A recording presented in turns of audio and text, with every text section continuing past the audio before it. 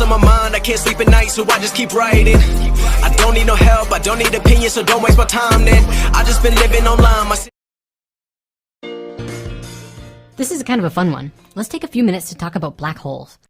Truth be told, we don't really know a lot about black holes or singularities. Not naming any names here, but there are actually some scientific institutions that have published videos describing them as gigantic vacuum cleaners in space, or big sucking blob monsters that absorb everything in sight. But that's not really scientifically accurate because it has no structure to it.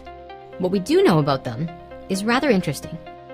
With our modern mathematics and physics, we understand that at the center of the black hole is a space with zero volume and yet infinite gravity. Infinite gravity, so powerful that light itself cannot escape its pull. Infinity. You know what that means, right?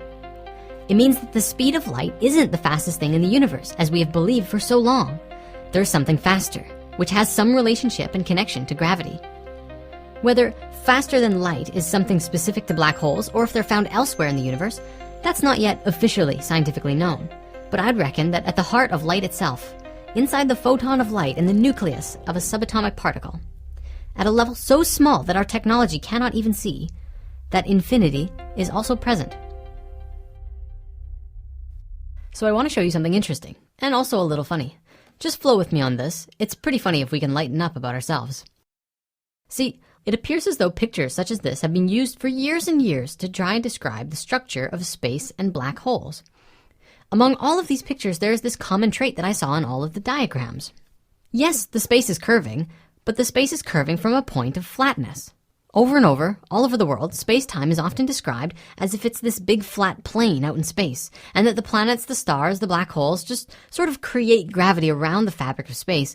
And it just made me laugh. I mean, come on, this is a little funny. You know, first we had to fight our way to try and prove that the world wasn't flat, and it looks as though we're having to do the same thing with the universe. But don't worry, I'm pretty sure that most people would agree that space itself isn't flat. And I'm also pretty sure that these scientific institutions don't genuinely believe that space is flat. I hope. I understand that this is a technological trial of ours. We're not exactly sure what it looks like, because it's probably like being underwater, and there's waves constantly moving from all different sources, gravity from this star and this galaxy and this black hole. It's a jumble, it's messy, and we don't know how to visualize it. We don't even know which way is up, if there even is an up. For all we know, there isn't. Direction only happens in relationship to something else. And so even if our whole galaxy is a particle floating around in a great deep ocean on another planet in a super universe, unless we can actually demonstrate that scientifically, we're pretty much just throwing darts in the dark here. Now, the original reason I brought this up was this whole flat universe model. We need to find a better way to describe space-time and the shape of black holes. And it's actually starting to happen. See, now pictures like this are starting to gain steam on the internet.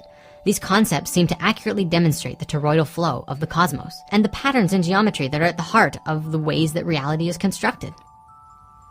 But why is this important to the world?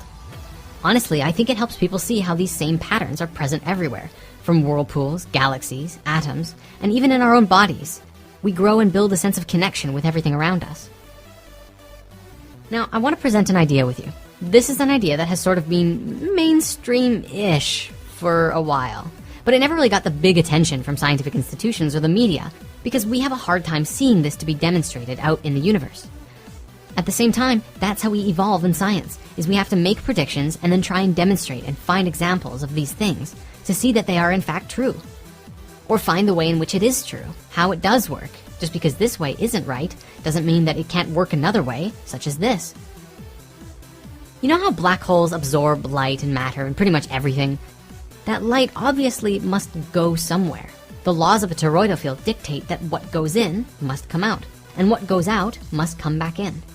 Now, the problem was that we've never really been able to follow or watch or see where energy and light goes once it goes into a black hole. We are blind once things pass the event horizon. All we know is that the laws of physics break down, infinity becomes reality, and anything is possible. Some theories about this, as well as a beautiful demonstration by Neil deGrasse Tyson in episode 4 of The New Cosmos, discusses the idea of going through a black hole and coming out in another universe, or a parallel dimension. In the case of black holes, at the point of singularity, the fabric of space itself is said to break, and all of the different universes become connected. We can also imagine that perhaps small black hole vacuums are what creates stars. You know, stars form from collapsing clouds of space dust, and perhaps at the core of that fusing is that infinite space of fusion and infinity, the singularity. I know. What does it have to do with you, right? Everything. It has everything to do with you. And we're gonna get to that. We have a new episode planned for next week, so stay tuned. Oh, and if you haven't seen this yet, yeah. For me, I'm just in awe that there's so much about reality that we really don't know. The universe is so vast and so much greater than ourselves. Too many thoughts on my mind, I can't sleep at night, so I just keep writing. I don't need no help.